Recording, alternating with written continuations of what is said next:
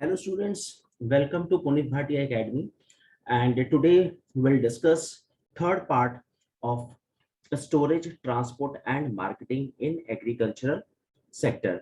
So सबसे पहले आपको ये बता दें कि आज की जो हमारी क्लास है ये टॉपिक इकोनॉमिक्स से रिलेटेड है, बहुत इंपॉर्टेंट टॉपिक है and already we discuss part 1 and part 2 in our class, and this is part 3 as we committed with all of you that we will make third part of this topic.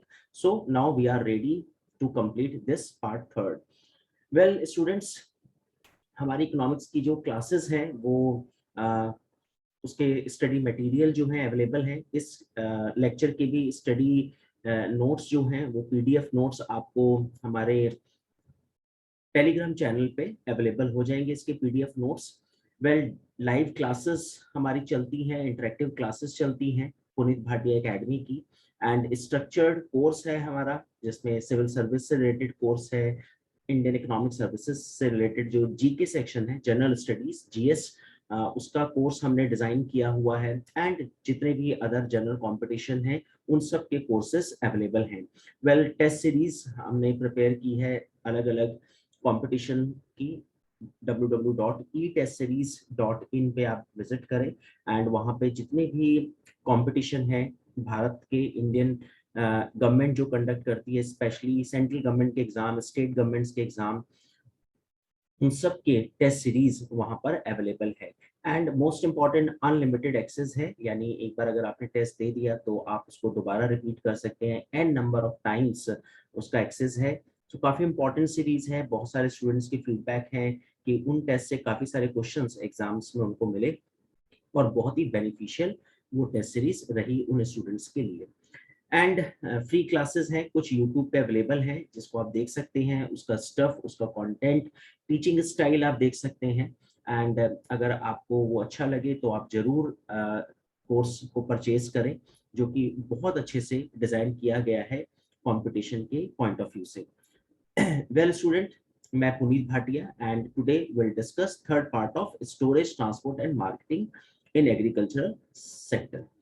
So well student, agriculture जब हम बात करते हैं कृषि की, so marketing जो है वो एक बहुत इंपॉर्टेंट रोल प्ले करता है। जैसे हमने स्टोरेज की बात करी, हमने ट्रांसपोर्टेशन की बात करी, हमने अब मार्केटिंग की बात हम करेंगे, और इसमें हमने सेंट्रल गवर्नमेंट का रोल, स्टेट गवर्नमेंट के रोल को भी हमने डिस्कस किया अपने पार्ट 1 पार्ट 2 में। किस तरह से ट्रांसपोर्टेशन को स्ट्रॉन्ग बनाने में सेंट्रल गवर्नमेंट की स्कीमें काम कर रही है, प्रधानमंत्री ग्राम सड़क योजना हमने डिस्कस की, एंड हमने नितिन गडकरी का आपको स्टेटमेंट भी बताया था जिसमें उन्होंने कहा कि 45 किलोमीटर पर डे हमने रोड्स का कंस्ट्रक्शन किया ड्यूरिंग कोविड के लॉकडाउन के समय, एंड जनरली वैसे ऑन एन एवरेज 18 किलोमीटर का कंस्ट्रक्शन होता है।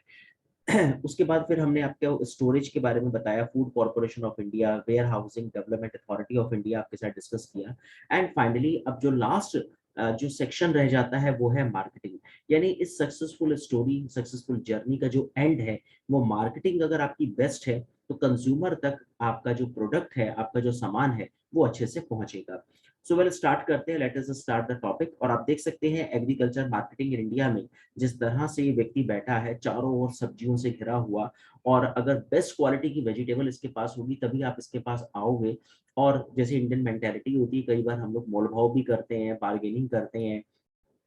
वो जैसे होता है ना कि आपको कम करवाना है कस्टमर को, एक सब्जी वाले से मेरी बात हो रही थी, वो कह रहा था कि कस्टमर की मेंटेलिटी उसे कम करवाना है। उसे आप 20 किलो आलू बोल दो कि 20 रुपए के किलो आलू है, वो कहेगा 15 लगा लो। आप उसे बोल दो 15 रुपए किलो, कहेगा 10 लगा लो। आप उसे बोल दो 10, वो कहेगा 5 लगा लो। आप बोलो 5, वो कहेगा फ्री में दे दो। आप कहोगे फ्री में 1 किलो, वो कहेगा 2 किलो दे दो। तो खैर ये तो सब कंज्यूमर और जो दुकानदार है, शॉपकीपर है, जो सब्जी वाला है, ठेली वाला है, उसके साथ हमारी बार्गेनिंग तो हमेशा चलती ही रहती है। लेकिन मार्केटिंग जब हम यहाँ पे डिस्कस करते हैं तो हमारा यहाँ पे पर्पस है एक बहुत बड़े लेवल की एग्रीकल्चरल प्रोडक्ट की मार्केटिंग। तो उसमें क्या क्या उसकी इम्पोर्टेंस है, उसकी इम्पोर्टेंस, उसके इश्यूज और उसके कंस्ट्रेंट्स को हम लोग डिस्कस करेंगे। सो वेल, आगे बढ़ते हैं इस टॉपिक पर। अब सबसे पहले जब हम बात करते हैं मार्केटिंग ऑफ एग्रीकल्चर की इम्पोर्टेंस क्या है, तो सबसे पहली बात मार्केटिंग की बात कर लेते हैं कि एग्जैक्टली मार्केटिंग होती क्या है, मतलब एग्जैक्टली मार्केटिंग की डेफिनेशन क्या है। So buying and sale buying and selling of agricultural product, agricultural marketing कहा जाता है। Depends on a couple of factors like the demand of the product at that time. और सबसे बड़ी बात है इकोनॉमिक्स में जब हम बात करते हैं तो डिमांड और सप्लाई का खेल होता है, यानी कितनी डिमांड है कितनी सप्लाई है, और कभी डिमांड ज्यादा सप्लाई कम तो इन्फ्लेशन का कॉज जो है क्रिएट हो जाता है, या कभी सप्लाई ज्यादा डिमांड कम तो हम रिसेशन उसको बोलते हैं। आपने कई बार न्यूज चैनल्स में सुना होगा कि मार्केट में आलू की डिमांड नहीं है तो आलू वेस्ट हो गया, या प्याज की फसल अगर कभी खराब हो गई तो प्याज 80 रुपए किलो हो गया, और कहते हैं ना न्यूज चैनल पे आता है ब्रेकिंग न्यूज की प्याज ने आंखों में से आंसू निकाल दिए। और वैसे भी वो निकाल ही देता है, लेकिन कई बार अपनी कीमत से भी निकाल देता है। तो एक बार मुझे याद है, बहुत साल पहले की बात है, दिवाली का टाइम था, प्याज उस समय 80 रुपए किलो थे, आज से 15-20 साल पहले की बात आपको बता रहा हूँ। तो उस समय ये बात चलती थी कि लोगों को 1 किलो मिठाई गुलाब जामुन देने से अच्छा आप 1 किलो प्याज उसको दे दो, तो शायद वो ज्यादा उसके लिए हेल्पफुल होगा इस दिवाली फेस्टिवल में। और उसके बाद तो फिर फ्रिक्वेंटली कई बार हमने ऑनियन के प्राइजेस को देखा, हाइक देखी उनकी। इवन अभी पीछे तो 150-150 रुपए किलो प्याज की कीमत हुई थी अभी कुछ साल पहले। So well several government organisations जो हैं वो मार्केटिंग को मैनेज करती हैं।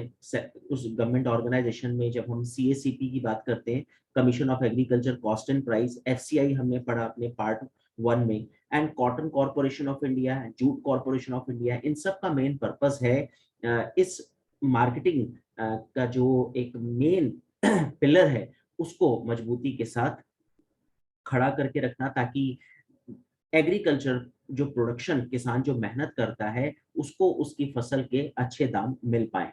And there are also specialised marketing bodies है फॉर रबर के लिए, tea, coffee, tobacco, spices and vegetables.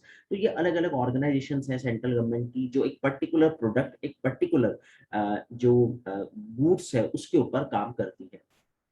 Well आगे चलते हैं, नेक्स्ट पर आते हैं। उसके बाद अब फंक्शंस ऑफ एग्रीकल्चरल मार्केटिंग की जब हम बात करते हैं तो आप देख सकते हैं इसमें सबसे पहले buying and selling and storage जो एक्सचेंज फंक्शन है मार्केटिंग में आता है। फिजिकल फंक्शन की अगर बात करें तो ट्रांसपोर्टेशन है, प्रोसेसिंग है, स्टैंडर्डाइजेशन है। फैसिलिटेटिंग फंक्शन की बात करें तो risk bearing, market intelligence and financing. These agricultural marketing functions performed by farmers. तो ये किसके द्वारा किए जाते हैं? फार्मर्स इस काम को करता है, ट्रेडर्स करता है, रिटेलर करता है, कंज्यूमर करता है, मैन्युफैक्चरर करता है। And that raises the importance of an effective agricultural marketing system in India. यानी अगर आपकी बाइंग एंड सेलिंग बहुत अच्छी है, स्टोरेज अच्छी है, तो आपके मार्केटिंग का ये एक फंक्शन माना जाता है। आपका ट्रांसपोर्टेशन बहुत अच्छा है तो मार्केटिंग में वो हेल्प करेगा। आपका फाइनेंसिंग सिस्टम बहुत अच्छा है, रिस्क बियरिंग जो है वो आपको रिस्क बियर करने की कैपेसिटी है आपके अंदर, तो आपकी मार्केटिंग, एग्रीकल्चर मार्केटिंग आपको बहुत अच्छे से बेनिफिट देगा। और मार्केट इंटेलिजेंस यानी कब किसको क्या चाहिए, कंज्यूमर की क्या डिमांड है मार्केट में, वो सारे पार्ट जो है, वो सारे कंपोनेंट्स मिलकर एग्रीकल्चरल मार्केटिंग बनाते हैं। वेल आगे चलते हैं, नेक्स्ट पर आते हैं, इंपॉर्टेंस ऑफ एग्रीकल्चर मार्केटिंग। अब जब हम इस टॉपिक को पढ़ रहे हैं तो एटलीस्ट हमें ये पता होना चाहिए कि इस टॉपिक की इंपॉर्टेंस क्या है, क्यों हम लोग इसको डिस्कस कर रहे हैं अपनी क्लासेस में, क्यों भारत सरकार ने इसको सिलेबस में मेंशन किया, जनरल कंपटीशन में डाला है। स्पेशली आईएएस की अगर बात करें तो Indian administrative services, Indian economic services, Indian IAS specially तो जीएस पेपर 3 में इसको मेंशन किया हुआ है इस टॉपिक को। Well agriculture product are perishable, यानी अब आप समझ सकते हैं कि कुछ ऐसी चीजें जैसे मीट है, दूध है, या और भी बहुत सारी चीजें जो पेरिशेबल हैं और जल्दी से खराब हो सकती हैं। अगर आपने ऑन टाइम डिलीवरी उनकी नहीं करी तो उनके वेस्ट होने के पूरे चांसेस हैं। तो मार्केटिंग में अगर हम बात करें तो ट्रांसपोर्टेशन, स्टोरेज, ये सब चीजें बड़ा इंपॉर्टेंट रोल प्ले करती हैं, तभी फाइनली आप उसकी अच्छी क्वालिटी की मार्केटिंग कर पाओगे। तो ये बड़ा इंपॉर्टेंस है मार्केटिंग की।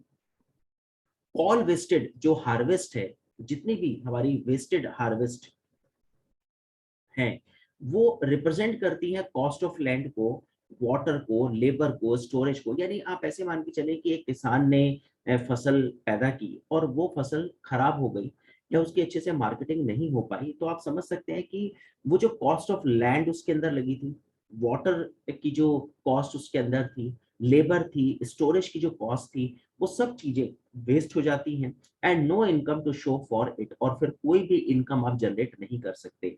तो फसल का खराब होना या उसके उससे जो प्रोडक्ट बनाया गया उसकी अच्छे से आप मार्केटिंग नहीं कर पाए, या जो फसल ही सीधे बाजार में जाके बिकनी थी वो वेस्ट हो गई, तो आप समझ सकते हैं कि कितनी चीजों की बर्बादी उसके साथ साथ होती है।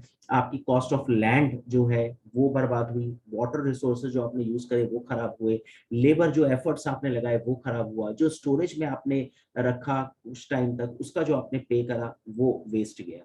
Agriculture prices can be quite variable. जब हम मार्केटिंग की बात करते हैं तो आपने देखा होगा अक्सर कि जो एग्रीकल्चर के जो प्राइस हैं वो वेरी करते हैं। जैसे कई बार फेस्टिवल सीजन आते हैं, सब्जियों के दाम बढ़ जाते हैं, या कभी कोई फसल अगर खराब हो जाए, जैसे मैंने आपको बताया कि प्याज की फसल अगर महाराष्ट्र में खराब हुई नासिक में, तो प्याज के रेट बढ़ गए। और कई बार हमने टमाटर को देखा, मंडियों में टमाटर के भाव 60-60 रुपए किलो हो गए, अक्सर 20 रुपए, नॉर्मली 25 रुपए किलो आपको टमाटो जो है मिल जाता है। तो ये सब चीजें डिपेंड करती हैं, सीजनल क्रॉप है कुछ, वेदर कंडीशंस है, और हार्वेस्ट के समय कटाई करते समय काफी फसल बर्बाद हो जाती है, तो वो वेरी करते हैं उसके प्राइसेस। तो इम्पॉर्टेंट रोल है मार्केटिंग का, यानी अगर आपका प्रोडक्ट अच्छा है, आपके मार्केटिंग के मैनेजमेंट बहुत अच्छे स्ट्रांग है, तो आप किसान को उसकी मेहनत का अच्छा दाम प्रोवाइड करवा पाओगे।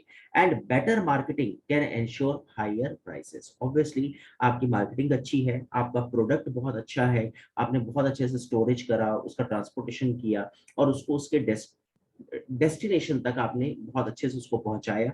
जैसे हमने पिछले पार्ट 2 में डिस्कस किया था, अनंतपुर आंध्र प्रदेश के जो फ्रूट्स है वो बड़े फेमस है, और जब वो उत्तर प्रदेश, पंजाब, हरियाणा में बिकने आते हैं, तो उनकी क्वालिटी एज इट इज रहे जैसी वो अनंतपुर में थी। तो और फिर उसके बाद आपकी मार्केट स्ट्रेटेजी बहुत स्ट्रांग हो, तो क्यों नहीं उस अनंतपुर के किसान को अच्छे दाम मिलेंगे उसके फ्रूट्स के प्रोडक्शन के। सो वेल, अब जब हम बात करते हैं मैन्युफैक्चरर्स की, मैन्युफैक्चरर हमेशा want the least cost and best quality. और वैसे भी अगर हम देखें तो चाहे कोई मैन्युफैक्चरर हो या कंज्यूमर तक जब वो सामान पहुंचता है, तो हम ऑलवेज डिस्कस करते हैं कि कंज्यूमर चाहता है कि उसको बेस्ट क्वालिटी मिले, चीप रेट पे मिले, चीप एंड बेस्ट, तभी ये मुहावरा वहीं से चला आ रहा है। और उसमें फार्मर्स को भी बेनिफिट मिल जाए, सामान भी सस्ता कंज्यूमर को मिल जाए, उसकी क्वालिटी भी मेंटेन रहे, तो आप समझ सकते हैं कि कितनी बड़ी चेन है ये। और इस पूरी चेन को जो है एक तरह से हैंडल करना, वो central government, state government, private organisations, इन सब का रोल बड़ा इंपॉर्टेंट हो जाता है। And traders and retailers want high quality and reliable supplies. Obviously traders चाहता है, retailer चाहता है कि उसको अच्छी क्वालिटी मिले, ताकि उस क्वालिटी को फिर वो आगे उसको जो एक प्रोडक्ट उसने बनाया है, फॉर एग्जांपल अब रियल जूस की जब हम बात करते हैं, मैंगो, मौसम्बी, उसके जितने फ्लेवर आते हैं, तो अच्छी क्वालिटी का मैंगो अगर उसके पास आएगा तो वो उतना ही अच्छा मैंगो जूस बना पाएगा, उतना अच्छा पॉमीग्रेनेट का जूस बना पाएगा। या ट्रॉपिकोना की बात करें, तो ये जितने भी ट्रेडर्स हैं, रिटेलर्स हैं, या जितने मैन्युफैक्चरर्स हैं, बड़े बड़े जो इंडस्ट्रियलिस्ट हैं, वो किसानों के साथ जब कॉन्ट्रैक्ट फार्मिंग करते हैं, जैसे अक्सर हम आपको एग्जांपल देते हैं कि लेस कंपनी एक बेस्ट क्वालिटी का पोटैटो जो है वो चाहती है कि उसके फार्मर्स उसके लिए पैदा करें, और फिर वो बेस्ट क्वालिटी के पोटैटो से वो बेस्ट क्वालिटी के चिप्स लोगों तक पहुंचाए। So well, consumers are interested in obtaining high quality products at low prices. तो आप देख सकते हैं मैन्युफैक्चरर, ट्रेडर, रिटेलर, कंज्यूमर, इन सबकी कितनी एक्सपेक्टेशन है फार्मर के उस प्रोडक्शन से, वो जो फसल का हार्वेस्टिंग करता है फाइनली, यानी वो सबके पास जब पहुंचे तो वो बेस्ट क्वालिटी की जो है वो रेंज है वो उसको मिले, चाहे वो मैन्युफैक्चरर हो, ट्रेडर हो, रिटेलर हो, या consumer. Reduce subsidy burden for government, and most important, अगर आपकी मार्केटिंग अच्छी है, आप किसान को अच्छा प्रॉफिट दे पा रहे हो, तो सरकार को काफी हेल्प होती है, सरकार को उतना सब्सिडी नहीं देनी पड़ती, क्योंकि एक फार्मर को जब अच्छी कॉस्ट मिल रही है उसका प्रोडक्शन बहुत अच्छे से हो रहा है, उसका बिजनेस बहुत अच्छे से चल रहा है, तो फिर सरकार की बर्डन कम है, क्योंकि सरकार का काम है वेलफेयर करना। ऑलरेडी उसकी वेलफेयर अच्छी हो रही है, क्योंकि उसका प्रोडक्शन उसके प्रोड्यूस बहुत अच्छे से मार्केट में बिक रहे हैं। तो सरकार के ऊपर जो सब्सिडी का बर्डन पड़ता है वो काफी हद तक कम किया जा सकता है। उसके बाद अब इश्यूज अगर देखें तो उसमें क्या क्या हर्डल्स हैं मार्केटिंग में, तो आप देख सकते हैं lack of grading and standard जो हमें स्थापित करने होते हैं अच्छे, उसकी कमी हो जाती है। Presence of large number of middleman की वजह से मार्केटिंग में कुछ इश्यूज आ जाते हैं। माल प्रैक्टिसेस इन अनरेगुलेटेड मार्केट्स, कुछ करप्शन, कुछ ब्लैक मार्केटिंग हमें देखने को मिलती है। होर्डिंग्स हो जाती है कई बार कि पता है कि फॉर एग्जांपल जैसे नवरात्रे, हिंदू जो है वो हिंदू रिलीजन में नवरात्रों का त्योहार बहुत अच्छे से मनाया जाता है, और उस टाइम पीरियड में अक्सर पोटैटो की डिमांड काफी बढ़ जाती है। ऐसी चीजों को कई बार ऐसा देखा गया है कि उसकी ब्लैक मार्केटिंग होती है, आलू को की होर्डिंग कर ली जाती है कुछ बड़े बड़े ट्रेडर्स के द्वारा, एपीएमसी के बड़े बड़े आड़तियों के द्वारा, और फिर उसके बाद उसको बाद में बेचा जाता है हाई रेट्स पर। तो ये इस तरह की माल प्रैक्टिस देखने को मिलती है। इनएडिक्वेट मार्केट इंफॉर्मेशन होती है, मार्केट की प्रॉपर इंफॉर्मेशन ना होना। इनएडिक्वेट क्रेडिट फैसिलिटी, यानी लोन मिलने की फैसिलिटी नहीं है, तो वो भी मार्केटिंग में हर्डल्स हैं। फ्रेगमेंटेड सप्लाई चेन है, आपके पास सप्लाई के प्रॉपर चेन नहीं है, ट्रांसपोर्टेशन आपका खराब है, स्टोरेज आपकी उतनी अच्छा स्टोरेज सिस्टम नहीं है, जो हमने पार्ट 1 पार्ट 2 में डिस्कस किया। एंड पुअर मार्केट इंफ्रा है आपका। तो ये सब चीजें आपके एग्रीकल्चरल मार्केट को पूरी तरह से ध्वस्त करने के लिए काफी है। उसके बाद नेक्स्ट पर चलते हैं। स्टेप्स अब बात करते हैं कि were taken to improve marketing, government के द्वारा क्या एफर्ट्स लगाए गए एग्रीकल्चर प्रोडक्ट की मार्केटिंग के लिए। तो उसमें जो सबसे इम्पोर्टेंट एफर्ट सरकार ने लगाया वो है electronic national agriculture market, e NAM. Government has created eNAM to connect all regulated wholesale produce markets through a pan India trading portal। Bharat सरकार ने एक पोर्टल बनाया जिसमें आपको होलसेल प्रोड्यूस मार्केट की सारी इंफॉर्मेशन, और specially regulated wholesale produce market की सारी इंफॉर्मेशन आपको मिलेगी इस पोर्टल के थ्रू। फार्मर्स अपने मोबाइल पर इस पोर्टल को डाउनलोड कर सकते हैं, और उनको पूरे इंडिया में क्या मार्केट के इस समय कहाँ कहाँ पे कौन सी मंडी का क्या भाव है, वो सारी इंफॉर्मेशन इस पोर्टल के थ्रू प्रोवाइड की जाती है। इसके अलावा e governance portal egg mark net, it facilitates generation and transmission of prices के बारे में प्रॉपर इंफॉर्मेशन देता है। Agriculture produce market and web based dissemination to producers, consumer, traders, policy makers transparently and quickly। यानी ये जो egg mark net facility है, ये एक पोर्टल है, एक दूसरा पोर्टल है जिसमें आपको सारी इंफॉर्मेशन प्रोवाइड करवाई जाती है। प्राइसेस के, अलग अलग प्रोडक्ट के क्या क्या प्राइसेस चल रहे हैं इस समय, मंडियों का क्या भाव चल रहा है, एंड स्पेशली जो पॉलिसी मेकर्स हैं उनकी क्या पॉलिसी है, भारत सरकार की क्या पॉलिसी है आगे एग्रीकल्चर मार्केटिंग को लेके, और मोस्ट इम्पॉर्टेंट कंज्यूमर और ट्रेडर्स का क्या रुख है प्रोडक्ट को लेकर और उसके प्राइसिंग को लेकर, वो सारी इंफॉर्मेशन इस पोर्टल पे अवेलेबल है। उसके बाद नेक्स्ट किसान क्रेडिट कार्ड स्कीम्स जो है, जो हमने डिस्कस की हुई है अपने एक लेक्चर में। किसान क्रेडिट कार्ड स्कीम काफी इंपॉर्टेंट स्कीम है जिसके थ्रू भारत सरकार लोन प्रोवाइड करवाती है हमारे फार्मर्स को बहुत ही nominal rate of interest rate पर। एंड क्रेडिट कार्ड उसको एक फैसिलिटी है, जैसे हमारे पास क्रेडिट कार्ड होता है, हम उसका यूज करते हैं 50 days maximum and minimum 20 days में हमें उसका पेमेंट करना होता है। उसी तरह का क्रेडिट कार्ड किसान क्रेडिट कार्ड के नाम से भारत सरकार ने लॉन्च किया, काफी फार्मर्स को इसका बेनिफिट भी मिला। And most important farmers producer organisation FPO का जो प्रमोशन है, उसकी फॉर्मेशन है, वो प्रमोट की गई। वन डिस्ट्रिक्ट वन प्रोडक्ट, यानी एक फार्मर होगा, वो जैसे फॉर एग्जांपल 10 फार्मर हैं और एक पर्टिकुलर जगह पे वो मैंगो का प्रोडक्शन कर रहे हैं, तो उनकी अपनी एक ऑर्गेनाइजेशन है, और फिर वो अपनी ऑर्गेनाइजेशन के थ्रू अपनी प्रोडक्ट की का स्टोरेज, उसका ट्रांसपोर्टेशन और उसकी मार्केटिंग करते हैं। तो ये जो एफपीओ है वो फार्मर्स को काफी हद तक हेल्प करती है उनके प्रोडक्ट की मार्केटिंग में। वेल उसके बाद market intelligence and early warning system portal एक बनाया गया है, जिसमें मार्केट से रिलेटेड जितने भी अप्स एंड डाउन्स हैं वो इस पोर्टल पे किसानों को अच्छे से बताए जाते हैं। And most important at the time of gluts, यानी जब भरमार हो जाए, पता चला गेहूं का प्रोडक्शन इस बार बम्पर प्रोडक्शन हुआ, हर किसान के खेतों में गेहूं लहरा रहा है, तो उस समय एक सिचुएशन हो जाती है एक्सेस प्रोडक्शन की, जिसमें हम लोग बोलते हैं कि सप्लाई ग्रेटर देन डिमांड, इन रिसेशन के चांसेस हैं, तो उस समय क्या कदम उठाने हैं, वो सारी इंफॉर्मेशन इस पोर्टल पर अवेलेबल है। तो वेल अब आप देख सकते हैं यहाँ पे अगर हम बात करें तो भारत सरकार ने जो जो पोर्टल बनाए उसमें ई नैम पोर्टल बहुत इम्पोर्टेंट है, एग मार्क नेट इम्पोर्टेंट है, ये सभी पोर्टल जो है मार्केटिंग से रिलेटेड इंफॉर्मेशन आपको प्रोवाइड करवाएंगे, प्राइस क्या चल रहे हैं मार्केट में वो सब आपको बताएंगे। फार्मर प्रोड्यूसर ऑर्गेनाइजेशन जो है वो बहुत इंपॉर्टेंट रोल प्ले कर रही है मार्केटिंग में। एंड मोस्ट इंपॉर्टेंट ये जो पोर्टल है MIEWS, जो eight the time of excess production आपको क्या स्टेप उठाने हैं, किस तरह से उसकी मार्केटिंग करनी है प्रोडक्ट की, वो उसमें आपको ये गाइड करता है।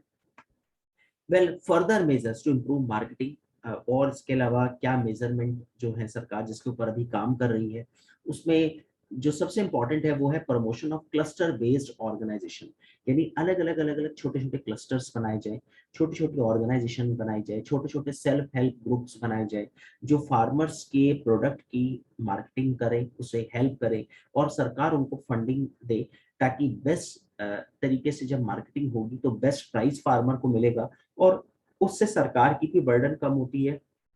जब फार्मर तरक्की करेगा तो गांव की जितनी वेलफेयर सरकार कर सकती है, बजट में जितना पैसा एलोकेट किया जाता है वो धीरे धीरे कम होगा। जब एक किसान सेल्फ रिलायंट बन जाएगा तो GDP ग्रोथ में उसका कंट्रीब्यूशन बढ़ता है, सरकार की सब्सिडी का बजट कम होता है, और ओवरऑल वो कंट्री की ग्रोथ में योगदान देता है। Well encourage public private partnership को, प्राइवेट सेक्टर को भी इन्वॉल्व किया जाए, क्योंकि प्राइवेट सेक्टर जो है वो हमेशा एक अच्छा थॉट प्रोसेस लेकर आता है, एक उसकी एक इनोवेटिव आइडियाज उसके पास होते हैं, तो सरकार चाहती है कि प्राइवेट सेक्टर को भी इसमें इन्वॉल्व किया जाए। Direct selling farm gate model, यानी सीधा किसान अपने प्रोडक्ट को मार्केट में बेचे, वो APMC के चंगुल से बाहर निकले। जो एग्रीकल्चर प्रोड्यूस मार्केट कमिटीज होती हैं, बड़े बड़े आड़तियों में के चंगुल में एक फार्मर फंसा रहता है, तो उस तरह के फार्म बिल्स को बनाया गया सरकार के द्वारा। हमने फार्म बिल्स को एक अलग लेक्चर में पूरे अच्छे से डिस्कस किया है। And use of artificial intelligence that can aid them in a range of decision on matters pertaining to crop inputs to those related to market and prices। और फिर कुछ ऐसे artificial intelligence कुछ इस तरह के पोर्टल्स बनाए जाएं, कुछ इस तरह के ड्रोन से कुछ सुपरविजन किया जाए, और बताया जाए कि इस पर्टिकुलर जमीन पर, इस पर्टिकुलर लैंड पर क्या फर्टिलिटी है, सॉइल किस तरह की है, कौन सी क्रॉप यहाँ पे आपको हेल्प करेगी, कौन से मंडी के भाव इस समय उपज के लिए, किस मंडी में इस उपज का भाव क्या चल रहा है, वो सारी इंफॉर्मेशन इंटेलिजेंस, आर्टिफिशियल इंटेलिजेंस के थ्रू फार्मर्स तक पहुंचाई जाए। वेल इसमें जो सबसे इंपॉर्टेंट इस टॉपिक की बहुत इंपॉर्टेंट पॉइंट है वो है एग्री टेक स्टार्टअप्स। ये बहुत इंपॉर्टेंट सब टॉपिक है इस टॉपिक का। Should be roped in for price discovery mechanism. Agriculture जो एग्रीटेक स्टार्टअप्स है वो काफी धूम मचा रहा है आजकल। एंड ऐसा सुनने में आया था, एक रिपोर्ट मैंने पढ़ी थी जिसमें हर नोवा एग्रीकल्चर जो एग्रीटेक स्टार्टअप है वो इंडिया में एस्टेब्लिश हो रहा है। ये क्या है वो हम आगे डिस्कस करते हैं, काफी इंपॉर्टेंट है जिसके बारे में आपको पता होना चाहिए। यानी जो एग्रीकल्चर एग्रीकल्चर से रिलेटेड टेक्नोलॉजी है उसके लिए स्टार्टअप आज काफी स्टार्टअप्स देखने में आ रहे हैं। और आप देख सकते हैं जो इमेजिनरी टेक्निक के जरिए किसानों को मिट्टी की गुणवत्ता के बारे में बता रहे हैं, मिट्टी के बारे में बताते हैं। स्टार्टअप आरोग्य मेडिकोस जो है वो मिट्टी और पानी को जांचने के लिए IoT टेक्नोलॉजी से युक्त एक उपकरण बना रहा है। यानी स्टार्टअप आरोग्य मेडिकोस पुणे के जो स्टार्टअप है वो किस तरह से पौधों की स्वस्थ व तीव्र पैदावार के लिए कई प्रोडक्ट विकसित किए गए हैं। उनके उत्पाद फसलों को बाहरी असर से सुरक्षा देते हैं ताकि प्रोडक्शन अच्छा हो। ग्रामोफोन नाम का एक स्टार्टअप है जो किसानों को टोल फ्री नंबर के जरिए कृषि से जुड़ी हर समस्या जो भी आपको पूछना है वो वहाँ पे एक्सपर्ट्स हैं जो आपको गाइड करेंगे। कानपुर का एक स्टार्टअप है जो ट्रिट्स नम टेक्नोलॉजी करके है, और वो फसलों की पैदावार बढ़ाने के लिए ऐसे प्रोडक्ट तैयार किया जो सही समय पर सही मात्रा में फसलों तक पानी पहुंचाता है।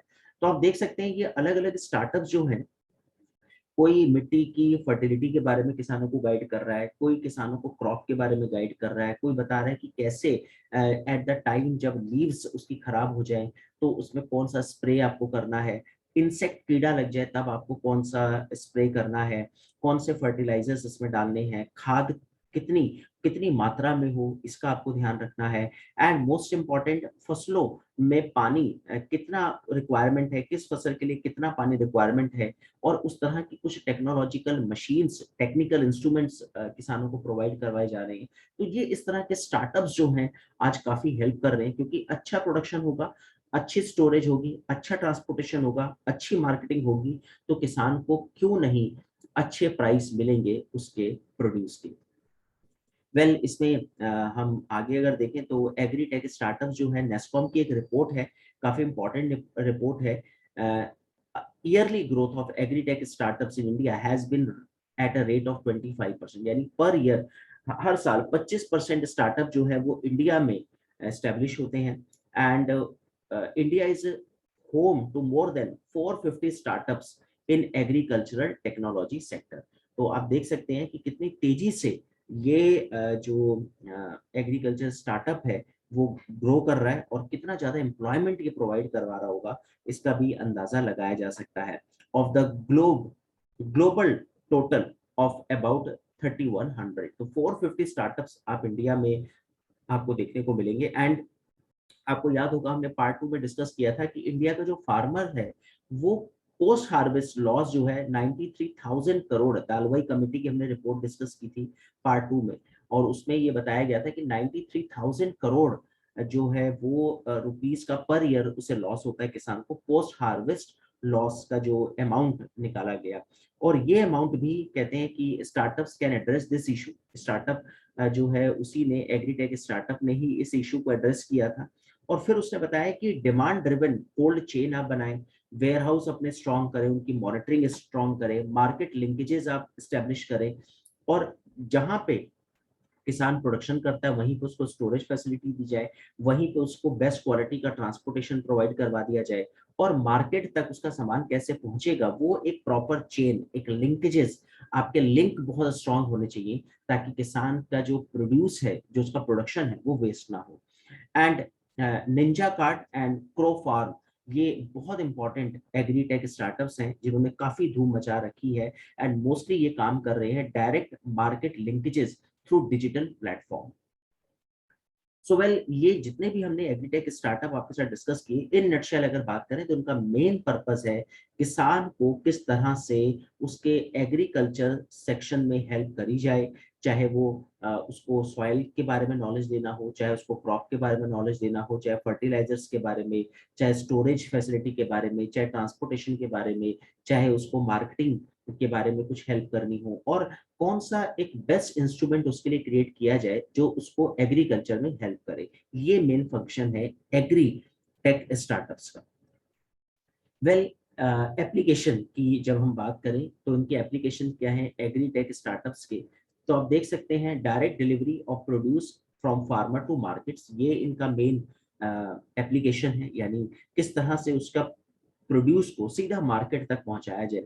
क्वालिटी ग्रेडिंग, क्वालिटी उसकी मेंटेन करी जाए उसके प्रोड्यूस की। स्टोरेज मॉनिटरिंग, ये उसका एप्लीकेशन आता है स्टार्टअप का। डिजिटल, आज हम डिजिटलाइजेशन की बात करते हैं, मंडियों को डिजिटल किया जाए, यानी फार्मर को पता हो कि उस मंडी में उसकी क्रॉप का क्या भाव चल रहा है। फार्मर्स प्रोड्यूसर ऑर्गेनाइजेशंस जो हैं वो काम करती हैं इसमें, स्टार्टअप इसमें काफी हेल्प करता है इनकी। सॉल्विंग फार्मर क्रेडिट इशू, कई सारे स्टार्टअप ऐसे हैं जो फार्मर्स को लोन भी प्रोवाइड करवाते हैं, low cost per digital loan उनको दिया जाता है, क्रेडिट कार्ड्स उनको, वर्चुअल क्रेडिट कार्ड्स प्रोवाइड करवाए जाते हैं। इंक्रीज क्रॉप प्रोडक्टिविटी, कैसे क्रॉप की प्रोडक्टिविटी बढ़ाई जा सकती है, ये भी एग्री टेक स्टार्टअप्स का ही एप्लीकेशन है। एंड रिमोट सेंसिंग करना to improve land management, crop cycle monitoring करना कि इतने टाइम से इतने टाइम के बीच में ये वाली क्रॉप, देन उसके नेक्स्ट 3 मंथ्स आप कौन सी crop, seasonal crop, weather conditions को देखते हुए, नेचुरल डिजास्टर्स को देखते हुए कौन सी क्रॉप बेनिफिशियल होगी उसके पर्टिकुलर लैंड के लिए, ये सब एप्लीकेशन एग्रीटेक स्टार्टअप्स के अंतर्गत आते हैं। अब अगर हम बात करें तो recent legislation related to storage, transport and marketing of agriculture produce के लिए सरकार के द्वारा जो 3 फार्म बिल्स बनाए गए, जिसके ऊपर काफी टाइम से हो हंगामा हो रहा है। ऑलरेडी वैसे हमने इन तीनों फार्म बिल्स को अपने मिनिमम सपोर्ट प्राइस, हमारा एक लेक्चर है जिसमें हमने इसको डिस्कस किया हुआ है अपनी क्लास में। एंड यहाँ पे सिर्फ हम इसको इतना मेंशन कर रहे हैं कि सरकार ने जो ये 3 फार्म बिल्स बनाए हैं उनका मेन पर्पस है, इसी टॉपिक से रिलेटेड है ये पर्पस, स्टोरेज, ट्रांसपोर्ट और मार्केटिंग की बेस्ट फैसिलिटी किसान तक पहुंचाना।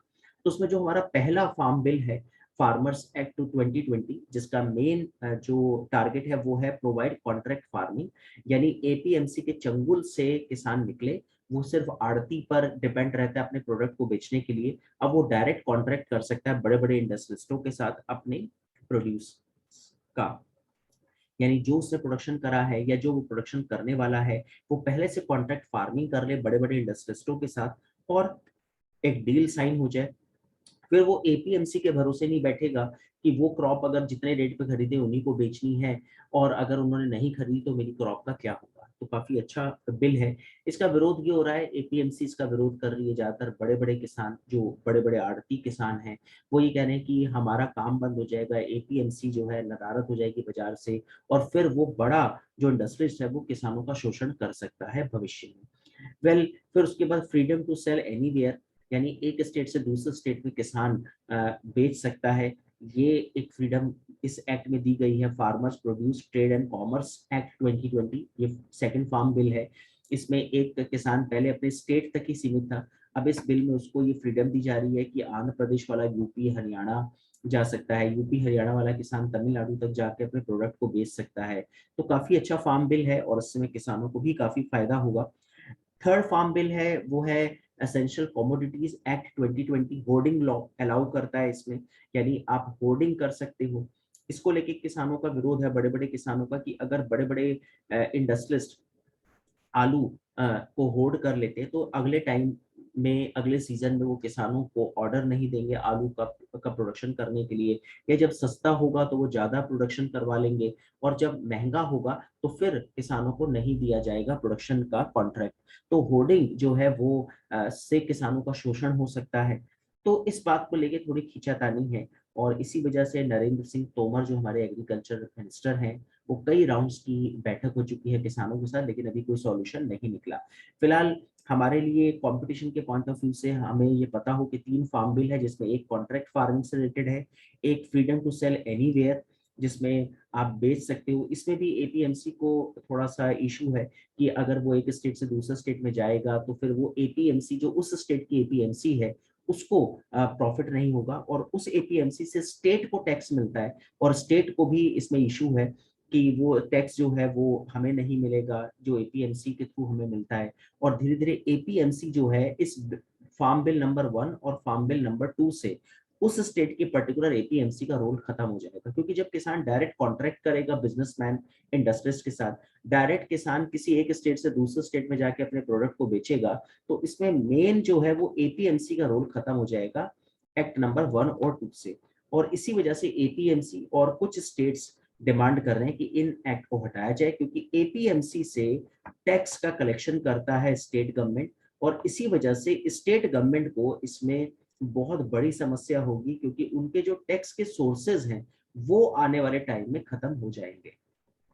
एंड होर्डिंग को लेकर कि वो शोषण कर सकता है, होर्डिंग करने के बाद वो रेट को जैसे चाहे तोड़ मरोड़ सकता है बड़े बड़े इंडस्ट्रीज, तो होर्डिंग पे बैन लगाना चाहिए, एक कैप लगानी चाहिए, उस बात को लेकर इशू है। एंड फिर एमएसपी मिनिमम सपोर्ट प्राइस को लेकर किसानों के साथ इशू चल रहा है।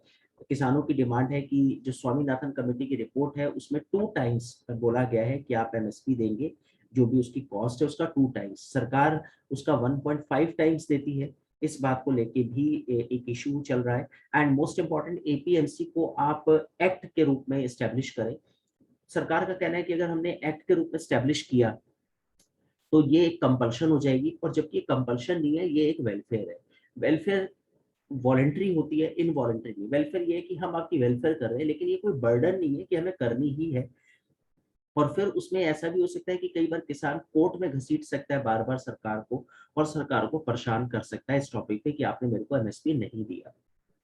तो इस बात को लेके थोड़ी जो है कतरा रही है सरकार, और किसानों को कन्विंस किया जा रहा है कि ओवरऑल ये सारे एक्ट जो है बेनिफिट देंगे फार्मर्स को। इस बात को लेकर काफी राउंड्स की बैठक चल रही है किसानों के साथ। वेल, आगे चलते हैं, नेक्स्ट पर आते हैं। उसके बाद ऑल थ्री लॉज जो हैं will reform the Indian agriculture market, no doubt, बिल्कुल। Get choice to sell their product, किसानों को ये बेनिफिट होगा। Lead to the development of the agriculture system, agriculture system जो है वो किसानों का डेवलप होगा। And however farmers are protesting in some areas against agricultural legislation, and they say could be exploited by the private sector to buy their crops at low prices। यानी जब APMC खत्म हो जाएगी, एपीएमसी गायब हो जाएगी, फिर वो जो प्राइवेट सेक्टर है वो क्रॉप को लो प्राइसेस पे किसान से खरीदेगा और उसको बाध्य करेगा। तो वेल, देखते हैं नेक्स्ट आगे इन फार्म बिल्स का क्या होता है। फिलहाल ये फार्म बिल्स अभी अगर हम बात करें तो किसानों को काफी अच्छी से ये फ्रीडम देते हैं अपने प्रोडक्ट को की मार्केटिंग करने के लिए। वेल, नेक्स्ट पर आगे बढ़ते हैं। उसके बाद best practices in other countries. जब हम अदर कंट्रीज की बात करते हैं तो हमारे जहन में ऑलवेज चाइना, यूएस आते हैं, और वही हमारे लिए एक रोल मॉडल होते हैं अक्सर। वाइब्रेंट एग्री फ्यूचर मार्केट जो है वो आप देख सकते हैं एक स्टैंडर्ड वे है of reducing risk in market economy. Several countries जो हैं इसके ऊपर काम कर रही हैं, जिसमें चाइना और यूएसए है, have agri future markets that are multiple times the size of those in India. यानी बहुत बड़ी मार्केट बनाई जाए एग्रीकल्चर प्रोड्यूस को बेचने के लिए। किस तरह की फ्यूचर मार्केट्स होनी चाहिए एग्रीकल्चर प्रोडक्शन के लिए, उसके ऊपर यूएस और चाइना बहुत अच्छे से काम कर रहे हैं, और मल्टीपल टाइम्स साइज है उनके एग्रीकल्चर मार्केट का इंडिया के साथ अगर कंपेयर करें। यानी वहां पे किसानों के पास काफी सारे ऑप्शंस हैं अपने प्रोड्यूस को बेचने के लिए, काफी सारी मार्केट्स अवेलेबल हैं, उन मार्केट के साइज बहुत बड़े हैं। भले ही हिंदुस्तान की पॉपुलेशन ज्यादा हो, लेकिन इंडिया में मार्केटिंग की जो स्ट्रेटजी है उसमें काफी सारे लूपहोल्स हैं, और इसीलिए हम चाइना और यूएस मॉडल को अडॉप्ट करने की कोशिश कर रहे हैं काफी सालों से। वेल, चाइना काफी पैसा स्पेंड करता है एग्रीकल्चर नॉलेज गेन करने के लिए, इनोवेटिव सिस्टम को लॉन्च करने के लिए उसकी बड़ी बड़ी रिसर्च टीमें बैठती हैं, काफी फंडिंग करता है वो अपने अपने अ, अपने इंजीनियर्स को कि आप सोचें और बताएं कि और बेहतर ढंग से एग्रीकल्चर प्रोडक्ट की मार्केटिंग कैसे की जा सकती है। China has build modern agriculture industrial park to make advantage of collectivisation. यानी बहुत बड़े बड़े फूड पार्क चाइना ने डेवलप करे, एग्रीकल्चर इंडस्ट्रियल पार्क डेवलप करे, जहां पर किसान आता है और अपने प्रोडक्ट को सीधे वहां पर बेचता है काउंटर पे जाकर। तो ये सारी इसी सब चीजों की तर्ज पे फार्म बिल्स हमने डिजाइन करे। ये चाइना से ही रिलेटेड है फार्म बिल्स जो हमने यहाँ पे बनाए। वेल, जब हम यूएस की बात करें तो आप देख सकते हैं United states of America has an agriculture marketing services. बहुत ही ट्रांसपेरेंट मार्केटिंग स्टाइल है यूएस का। एंड वहाँ पे जो सेल्स पर्सन है, सप्लायर है, ब्रोकर्स है, बायर्स है, उन सबको एक बहुत अच्छी नॉलेज होती है। उनको पता है कि उनको क्या करना है, उनकी रिस्पॉन्सिबिलिटी, अकाउंटेबिलिटी जो है फिक्स की जाती है। और इसी वजह से यूएस की जो एग्रीकल्चर मार्केटिंग है वो बहुत बेस्ट मानी जाती है वर्ल्ड में। ब्राजील की अगर बात करें तो ब्राजील ने स्टोरेज कैपेसिटी को काफी इंक्रीज किया है पिछले कुछ सालों से, उसका एक्सपेंशन किया है, और best storage, best agriculture marketing का कंपोनेंट मानी जाती है। एंड रोड ट्रांसपोर्टेशन ब्राजील ने काफी सालों से बहुत बेहतर की है। इसी वजह से हमने जो अपना रोड ट्रांसपोर्टेशन है वो ब्राजील से अडॉप्ट किया। हमने अपने मार्केटिंग के जो पोर्टल बनाए वो यूएस से अडॉप्ट करे। हमने जो डायरेक्ट कॉन्ट्रैक्ट फार्मिंग की जब हम बात करते हैं और हम किसानों को जो फ्रीडम देते हैं कि आप डायरेक्ट कहीं पे जाके अपना प्रोडक्ट बेचें, वो हमने चाइना से अडॉप्ट किया। तो चाइना, यूएसए और ब्राजील हमारे सामने इस समय रोल मॉडल है एग्रीकल्चर मार्केटिंग सेक्शन में। वेल, कंक्लूजन पे जब हम आए इस टॉपिक पे, तो जो रिफॉर्म्स है स्टोरेज में, ट्रांसपोर्ट में, मार्केटिंग ऑफ एग्रीकल्चर प्रोड्यूस में, ये सब जरूरी है और शायद इसी वजह से हम एक अच्छा प्राइस फार्मर्स को दे पाएंगे, रिड्यूस कर पाएंगे एक स्ट्रेस जो उसके मन में हमेशा छाई रहती है कि अगर मेरा प्रोडक्ट नहीं बिका या उसकी अच्छे दाम नहीं मिले तो मैं आगे अपने घर का खर्चा कैसे चलाऊंगा और अगली क्रॉप में कैसे इन्वेस्टमेंट करूंगा।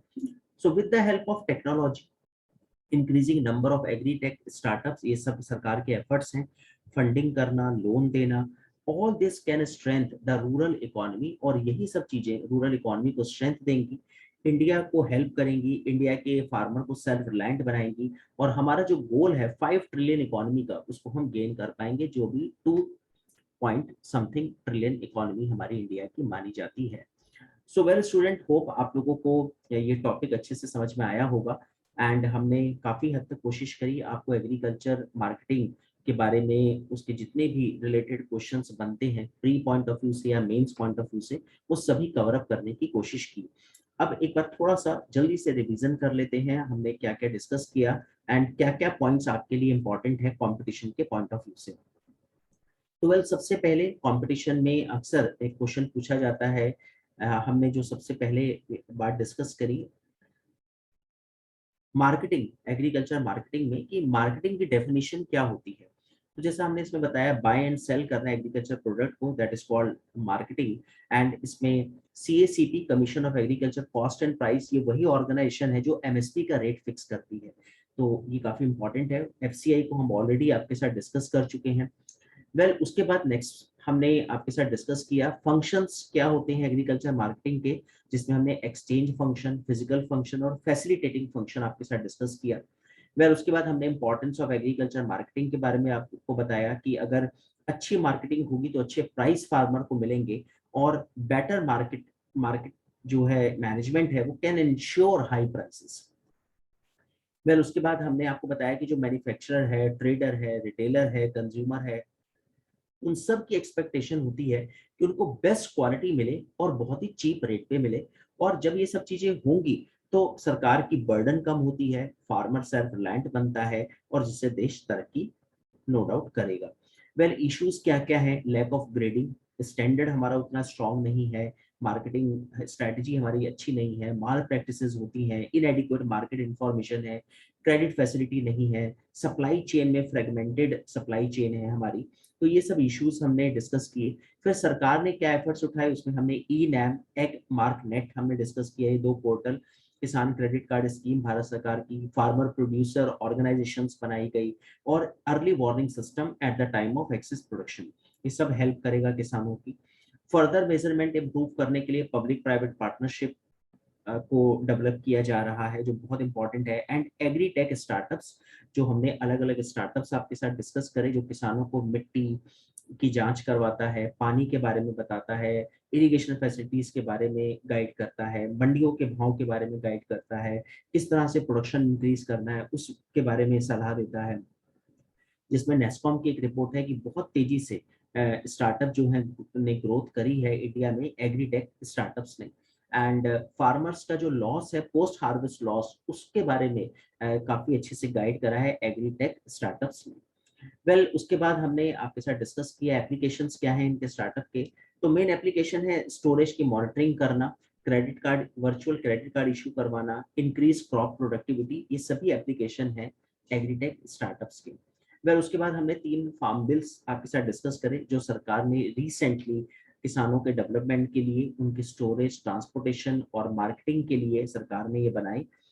वेल, उसके बाद फिर हमने आपको बताया कि ये 3 फार्म बिल्स जो हैं वो काफी बेनिफिशियल होंगे फार्मर्स के आय को दुगना करने के लिए, जो सरकार का टारगेट है 2022 तक किसान की आय को दुगना करना।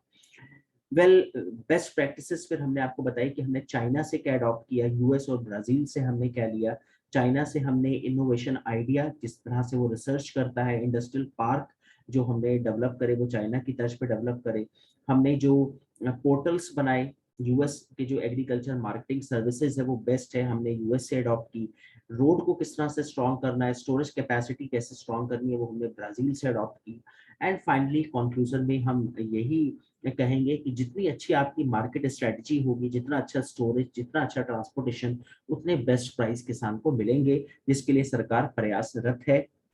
एंड एक सेल्फ रिलायंट किसान ही सेल्फ रिलायंट इंडियन इकोनॉमी को डिजाइन करेगा।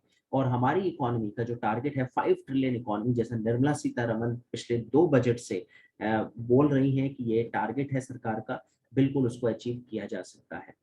सो वेल होप स्टूडेंट आपको ये टॉपिक पसंद आया होगा, अच्छा लगा होगा। हमने कोशिश करी है इसमें सारे पॉइंट्स कवर अप किए जाएं।